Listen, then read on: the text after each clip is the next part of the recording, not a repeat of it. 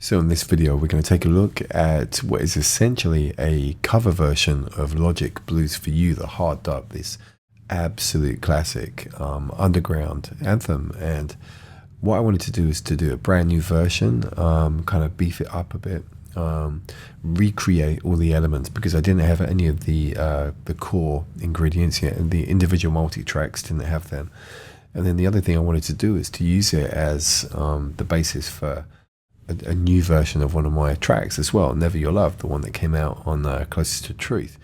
And so it's kind of like a hybrid of a lot of different things, and I've designed this for my forthcoming gig at Catch a Feeling, which is at Paradise in Kensal Green. And this is I'm really happy with it. You know, it's come out really well. So what I wanted to do is just take you on a tour of some of the elements, and we will start off with the iconic piano. And let me find this. Now, I've used the Korg M1 piano, and this is not exactly the same as the original, but the notes are, and people will recognize that. Okay, a couple of things that are going on here. Just going to open up the M1 for you. So it's a classic M1 house piano. A little bit of a boost here, some of the frequencies, I want to lift those out. There's a filter running on here because that is automated later. And I'm just going to show you something. I'm going to pause the music. This is a recent purchase, and finally I feel that I've got the sound that I've been after ever since I've moved away from hardware. So this is a recreation of the SSL 4000 G series, and this is an official solid state Logic licensed plugin by Brainworks. And the key thing about this, take a look. Look at the numbers here. This, and also this branding of TMT. This is the magic, right? So this is channels 19 and 20 of an SSL desk. Every pair, in fact, every channel has its own subtle personality, just like an old school piece of hardware. Every channel would be slightly different, and that was the magic. And what it does overall is creates this amazing coherence to the sound. And I've been after this for such a long time. So for me, this is a very important part of what I do. I'm going to show you here actually. This is available on all the channels. So this is channels 1 and 2 of the SSL desk. So it's kind of like a virtual desk. These all communicate with each other. I didn't bother putting it on this one. I should have done. I tried to put it on all of these actually. Look, so you can see here, this is 3 and 4. Some hats. Hopefully we're going to see 5 and 6. So you get the picture. And then also, I put it on my master as well. So that's over here. And you can see here, 1 and 2. Do you know what? It looks as if I haven't actually done this precisely. Really, you're supposed to do a new pair for every stereo output you have here. But it doesn't matter because I love how it sounds. I don't want to change anything. So anyway, I just wanted to show you this. A little bit of a revelation for me. So really, really highly recommended for me. If you're after that classic kind of analog desk sound, that whole summing concept, it feels really, really good to me. So anyway, let's come back. And here's the piano. You heard also the electric piano. So this is once again Korg M1 soft EP. This is echoing the chords there, but also running through a ping pong delay. So you hear that now. I'll just solo that for you. Let's take the echo off. Makes a big difference, right?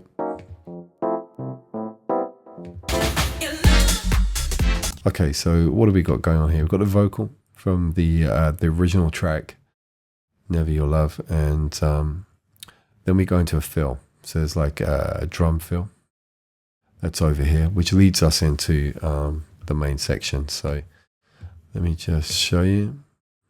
The beats are actually a drum rack with a custom kit, a few samples here dragged on, and let me just play you this section here. In fact, I'll take it just before that fill.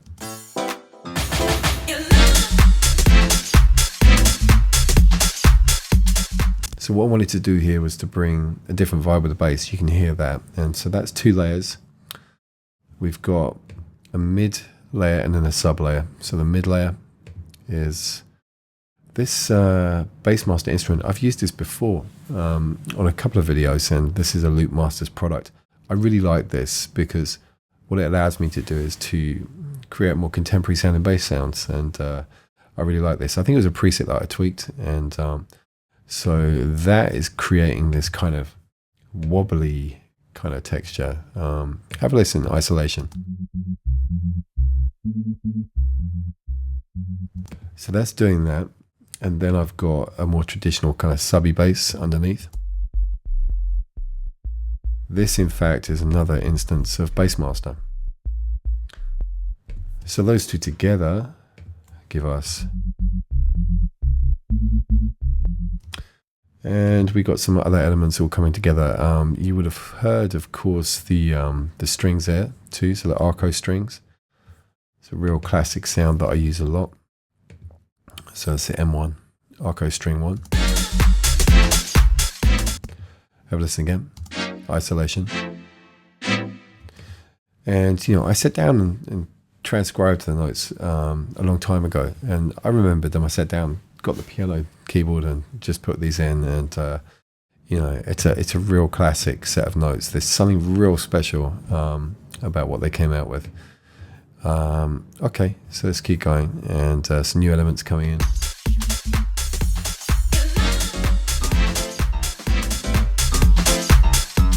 Piano coming back on top of the elements. Couple of little edits. You can see I'm dropping the beats out here.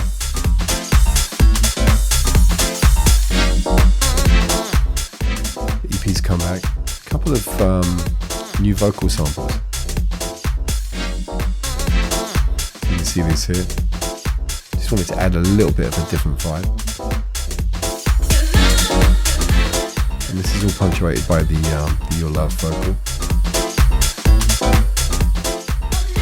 And I deliberately didn't want to follow the structure of the original track to the letter. So there are some variations here. A little effect and a kick fill there just to signify this little breakdown section. And the piano is being automated. I can't remember what I used for that. Okay, auto filter, you can see that here. So now stripping things quite back, just the bass line and the drums. Now there is something coming up. I don't want to reveal that just yet. That's something I want people to hear for the first time at this gig. So I'm taking things in a little bit of a different direction, alright? And at some point I'll show you that. You just have to come to the gig if you want to hear it. So, yeah, coming up. Right, and that's it, right? So anyway, you can see how simple it is in terms of the construction. I also want to, so a couple of things to take away from this. That BX console, the G series version, highly recommended. Get your individual channel routings on this TMT thing to give it that analog summing vibe. A couple of new things that I'm doing, you may not have seen me do. All right, so this is my new kind of master chain. So I've got the FB's, sorry, this is the Slate bus compressor bundle. And this is the FGMU. Okay, so this is designed for gelling the mix together. You can see I've dropped down this preset here, glue. All I did was just adjusted the threshold. So you can see about minus 3 dB on there. So for me, that's binding things together really nicely. There is the SiQ that I use for warming things up on the bottom end. You can see a little bit of a boost here on the low. A slight cut here at 1.5K. And that's it.